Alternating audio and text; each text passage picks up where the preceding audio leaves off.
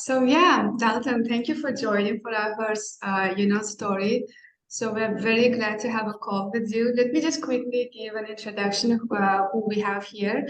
We have Shamoil Vapra, our, managing director at her's, Hello, and then Dalton. yeah, and me as head of sales, I reached out to you to have this interesting interview and to get to know your opinion about the women empowerment and then how do you yourself empower yourself and the women around you.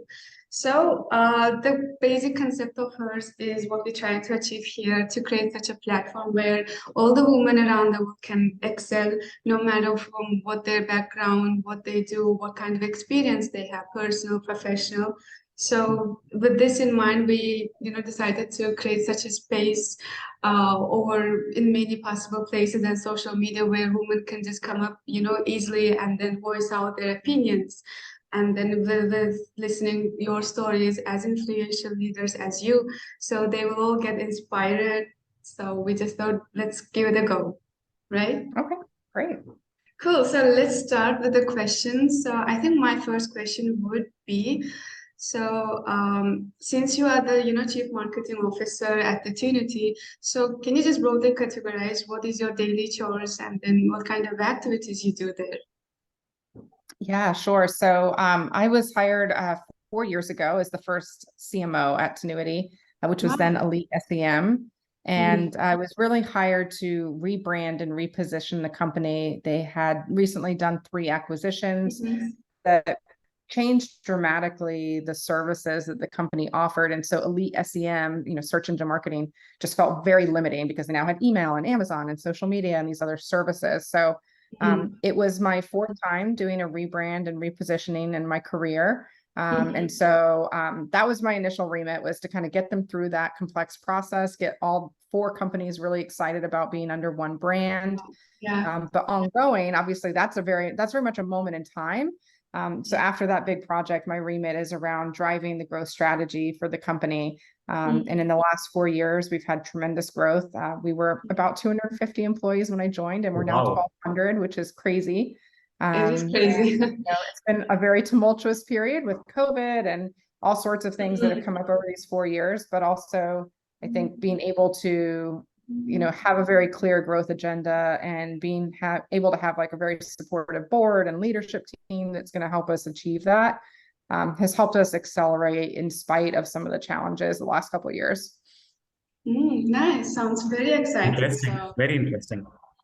Yeah, it's really, really a fun company. I have to say, I've worked in agency marketing my whole career and I love it here. So Right. right. Wonderful. Yeah, so I mean, with your experience that I'm hearing, like while growing up, did you ever imagine yourself that you will become such a, chief marketing officer and holding such a high position and helping women around yourself? And then how are yeah. you feeling about it? Yeah, it's interesting because growing up, I didn't like necessarily think I was going to be in marketing or be a CMO, and Mhm. I was working at Ogilvy during the Beijing Olympics, and so there Mhm. were a lot of global advertisers coming over to China who were going to be launching these ad campaigns for the first time in the Chinese market. Like if you think Mhm. about people like Johnson and Johnson or Motorola or whatever. And then at the same time, you had all these Chinese brands that were suddenly on a global stage by being an Olympic or Beijing sponsor. And I got to meet a ton of global CMOs during that period, or national CMOs of these huge Chinese corporations. And it was just such a clear light bulb that went off. And I was like, I want to be them when I grow up. That's what I want to do. Wow, that's such a great It was just inspiration. so lucky to be in that situation where I got exposed to those sort of people at that early age of 23. Wow. Wonderful. Wonderful. Yeah. Yeah. So, So, Jamal, yeah. yeah, yeah. Go ahead, Arzu. You're doing great. You're doing great. Go Yeah, ahead. so that initially brings our next question. So empowered women empower other women, and then with your story, how you empower yourself and the women in your organization around you. I think that I'm looking forward to seeing other people's stories from these series too, because I think mine is a little unique in the sense that I spent the first 10 years of my career in China. And then I Mhm. was in Singapore for a couple of years before I moved back to the US in a CMO position here.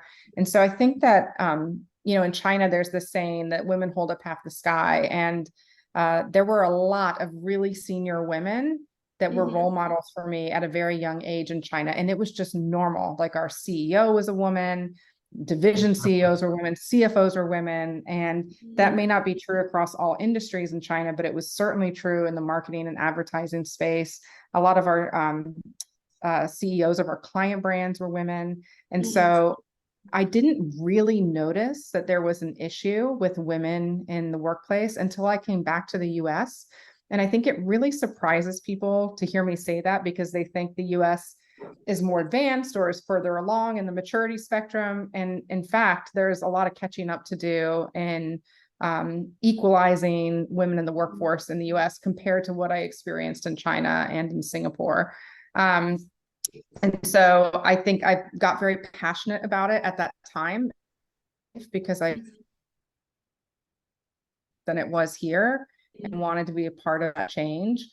So over the years, I've been involved with organizations like See Her, which works very hard to have accurate representation of women in media. And I think it's fascinating, because to me, it's so subconscious, but seeing yourself accurately portrayed in a TV show or in a commercial has such a huge impact that people don't even realize that it's having.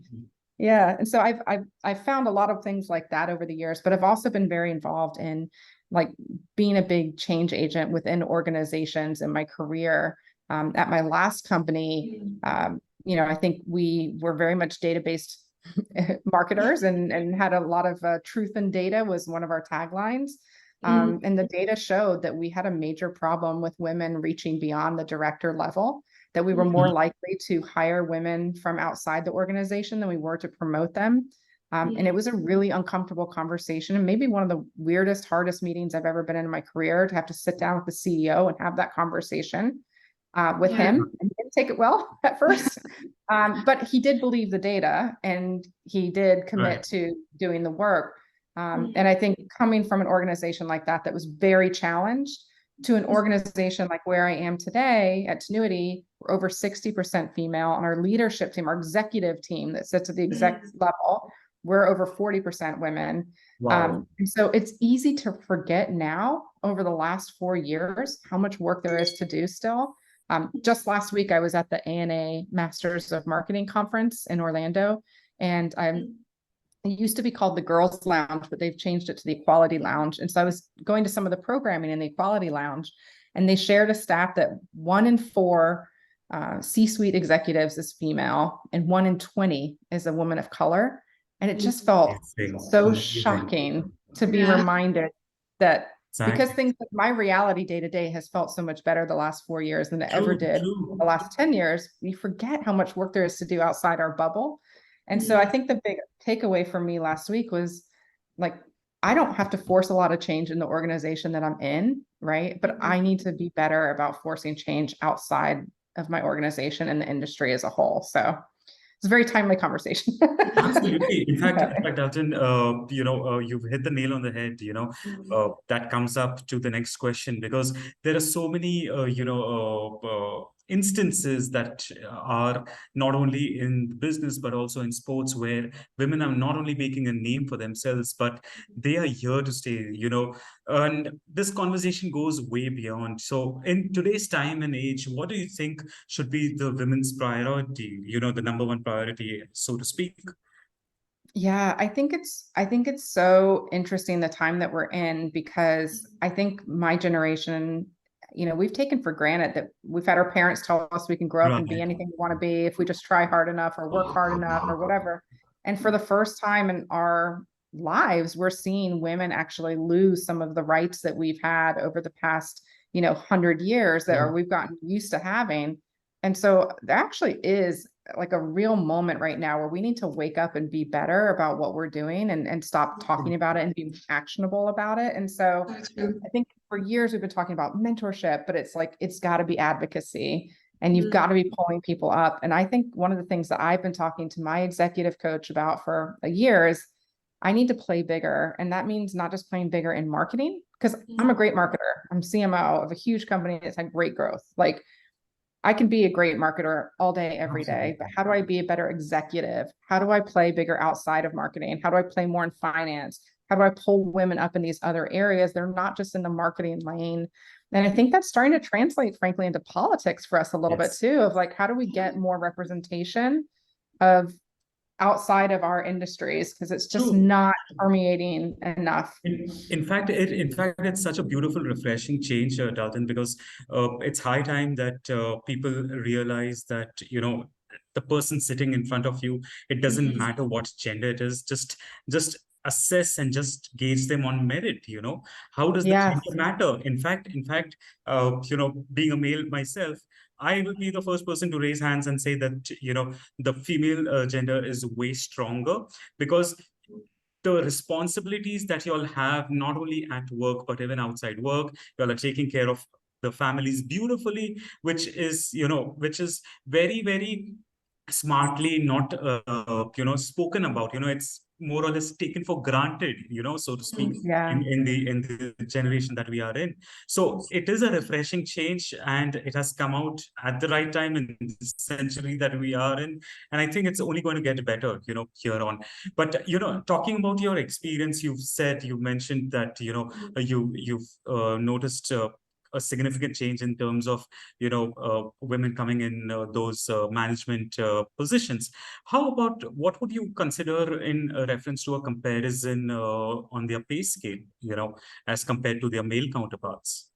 Yeah, there's a lot of interesting things happening right now in the US, and in certain states are kind of leading the way with this, New York and Colorado and a few others, where pay transparency is going to be required. And from an organization perspective, I mean, we're talent over geography. We have a huge remote workforce. Even before the pandemic, like, you can't just be transparent in some states, you got to be transparent everywhere, which is a great thing. But I still have concerns if that's going to go far enough, because people have, of course, different levels of experience. Maybe they're a little bit more qualified. And Simon Sinek, who gives a lot of great talks online, he recently had this comment about using the analogy around, I'm paying this person more because they have weathered us through difficult storms, and I'm paying you, even though you might be doing the same job, less. You've never had to do it during difficult times.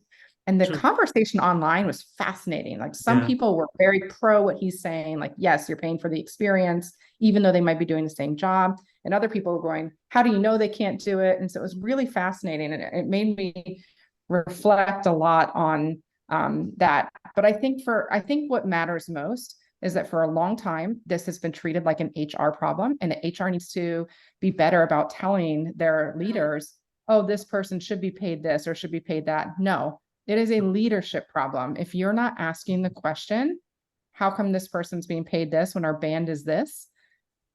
You're never going to get the answer. And I can tell you that I have had staff on my team that I have gotten in the door, and we gave them an increase from their last job, and it was exactly within the band of what we were paying for. And within 6 months, I'm like, well, this person is up here, and why are they being paid this? And we've right-sized them. But if you don't have a leader who is saying, I'm willing to not hire someone, or I'm willing to push off something else later this year so that I can make this right now, nobody's going to do that for you. That's not an HR problem. That's not a recruiting problem. Like, that is a leadership problem. And I think that we need to be more accountable to ourselves on being honest, where we can ask those questions more.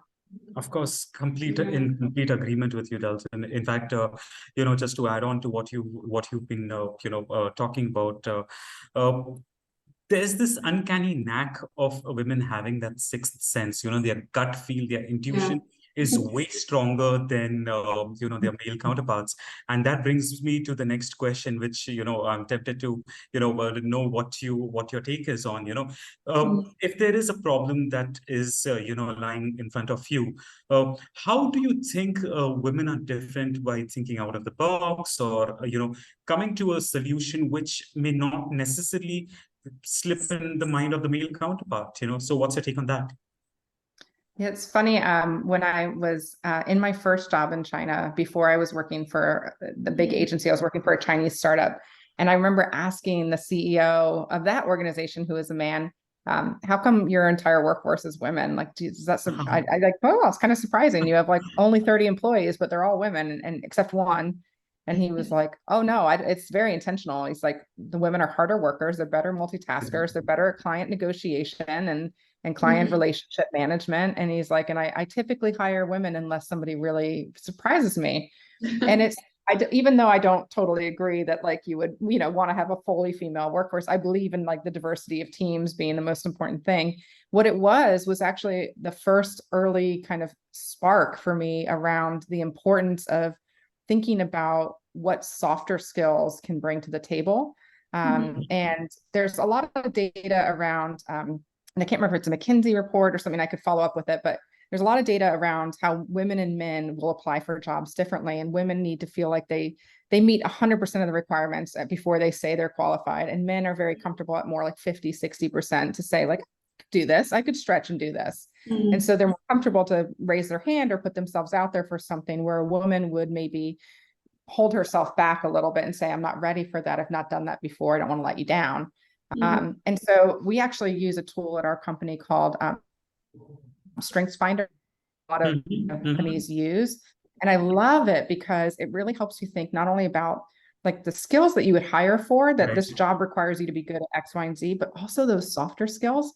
And you know what? Men can be incredibly empathetic, and it can also be things that we maybe traditionally think about as women. That's about having really diverse teams of people who are not all fitting into one box and are bringing things that other people are not good at to the table. And it made me really think differently about our hiring, because I think we're all trying to be diverse from like a gender equity standpoint. We're all trying to make sure we have representation from people of color, from different backgrounds. And I think it's easy to try and think I'm doing this, but if you're not thinking about those soft skills, you can still really have big gaps. Right, wonderful. In fact, this is the exact concept for hers as well. Out here, we are an all-women's team out here as well. And when the founder of the organization, that's Manan, when we were having a brainstorming session as to what do we do to give it back to the people.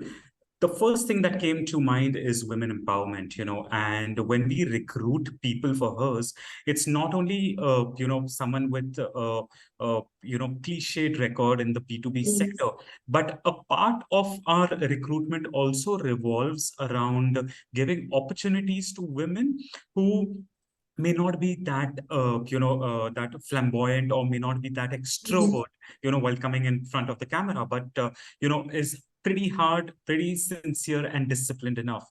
So that's the concept of hers, giving opportunities to women to make them prove, because they as it is want to prove to the world. So we don't need to teach them discipline and ethics, that comes without saying.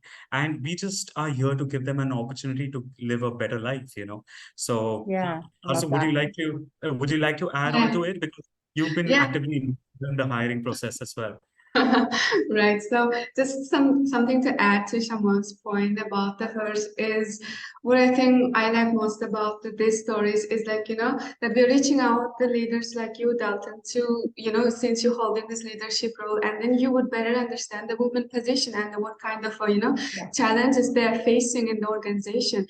And that's why this is one of the reasons we do these her stories, because we want to hear from the leaders themselves how we could just, improve the situation for other women who are striving to achieve to that level, to the level that you achieve, to the experience that you have right now. And also it brings me to the next question. And you as a being the, one of the C-levels in the organization, what kind of challenges do you face as a leader in this constantly developing world? And what advice would you give for the women? Yeah, it's interesting. So marketing, I think, is in general, the marketing industry is always changing, always evolving. It's like always in a constant state of change. And so I think most marketers are very comfortable with change. And I think when you think about the role of like a CMO over the last like 20 years, it's evolved so much. It used to be really about brand building and storytelling, and that's still really important, of course. But they've also had to become performance marketers and digital marketers, and they've had to become accountable to boards and CEOs. And then they have also taken on like the tech stack ownership in the last like 10 years, right? So it's so much more technical and integrated and just different than it used to be. And then you layer into that the last couple of years around the pandemic with, consumers changing, sectors were different. Now we have like inflation and supply chain challenges. Like marketers are in such a hot seat in a constant state of change that I think that I always believed, and this might sound cheesy, but like I always go back to something that really inspired me early in my career in China.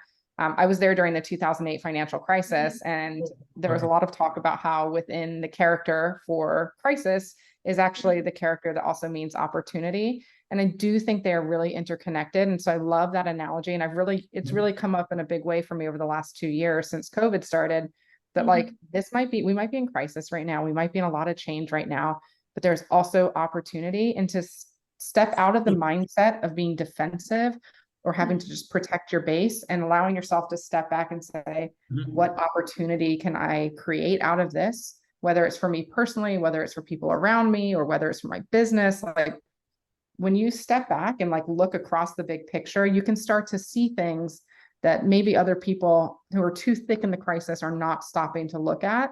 And I think that taking that mentality to like this conversation of like, there's a lot going on. There's a lot of change happening. There's a lot of pressure in the economy and in the system. So, but where does that create opportunity for us to do something different than we were doing before? So I think it's like a moment of pause and inspiration too. Wonderful, wonderful, very well put. I mean,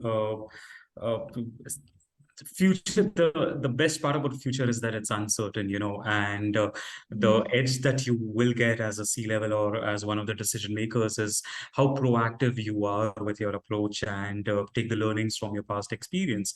And that's exactly that, we heard while you were speaking, especially, the pre-pandemic and the post-pandemic strategy change that has happened specifically to the B2B sector. I mean, even we've seen a sea change, by bringing value add to the respective clients is something that every client would now want for, if he's working with 8 to 10 vendors, how is this guy adding more value to my team, and what different is he doing?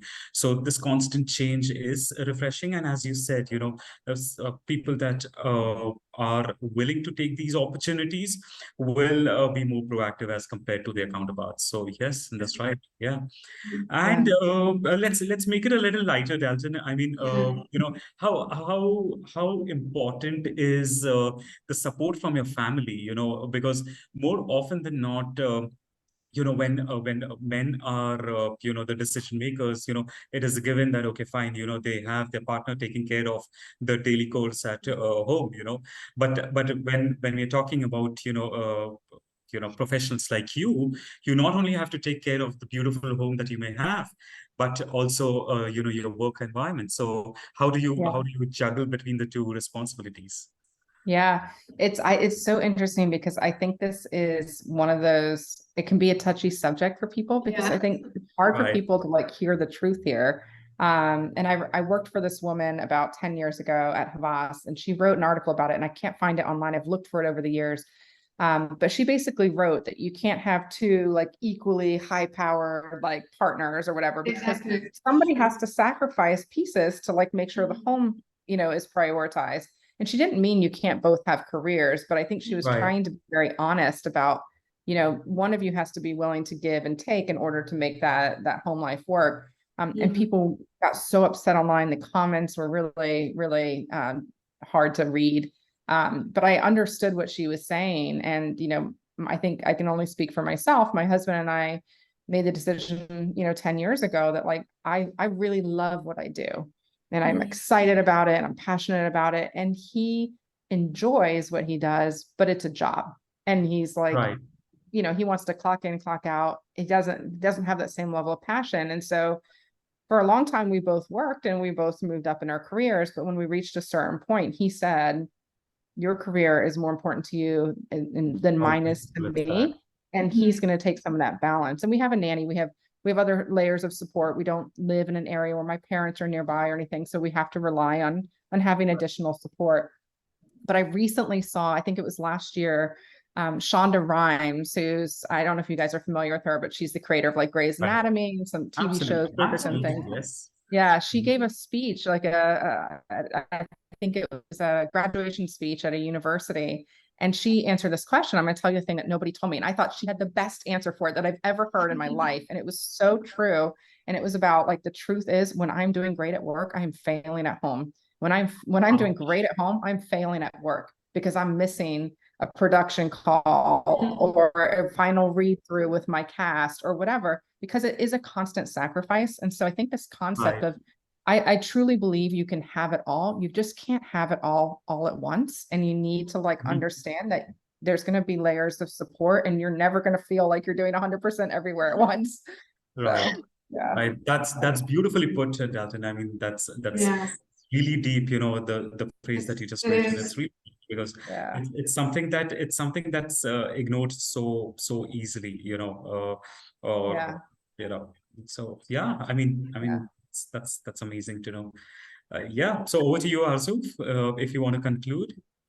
Yeah, I mean, I think we can call it now, but I just wanted to say it was a very beautiful that you put it out there, your opinions, your views, and then especially, the challenges that you are facing. And we can just see, like, how such a great leader you are in the organization and in the family as well, coming to all other aspects in your life as well. And it was really refreshing talk for us because we need to hear, because women need to hear all these points. Women need to voice out all these voices. And you've been such a wonderful support for us to, having this call with us and coming and then, sharing your journey with us. And we're very grateful for it. So thank you very much. Of course. Thank you so much. This was so fun to do. And I appreciate you guys having this initiative and taking the time and finding people to talk about this. It's really important, that work that you guys are doing. So I'm just really grateful you reached out. So. Last but definitely not the least, Dalton, I mean, it's been a privilege, to speak with you. So, what are the key, we can conclude with this, with your words of wisdom. What are the key, words of advice that you may wish to give an aspiring, working lady professional? Yeah, I think it's funny. When I read that question, I was like, oh, I feel like this answer, whenever I've given it over the years, is different every single time, just based on kind of like the new unlock that I've had in my career or my mentality. And I think going back to one of the stats I shared earlier around men being more comfortable putting them forward for an opportunity, whereas women may not be as comfortable. I was fortunate to have mentors and people that kind of said, you could do that, right? Like, or that kind of said that to me. And I wish that I'd known that earlier, because I'm not sure I raised my hand for all the things I could have raised my hand for if I'd had that little bit of boost, or if I'd had that data point even that told me, hey, maybe you don't feel like you're 100% this, but you're 85% this, you could definitely go for it. And I wish that I had gotten that advice a little bit earlier, or just been more self-aware about that. And I think also, I love some of the things that we've kind of learned over the years around imposter syndrome, because I think that's related. Everyone is winging it, right? Everybody's figuring it out as they go. Everyone literally. So no, you shouldn't feel like you are less qualified than anyone else. And also, like, the CEOs of some of the biggest organizations in the world have imposter syndrome too. So, it is something that's such an unavoidable. It's unavoidable. Everyone has it, and I just wish that I'd told myself that, and also told me everyone else has it too. So don't worry about it and keep moving. It's a matter of how well can you suppress it, Yes, exactly. Yeah, just don't let it get in your way. Acknowledge it and move it over to the side and keep going. Wonderful. Thank you so much, Dalton. We will let you go now, but definitely in the future, we would want to continue with the next set of series that we may have lined up. And we would love to keep in touch with you again. So I'll just stop the recording. Just a minute, I'll just stop the recording.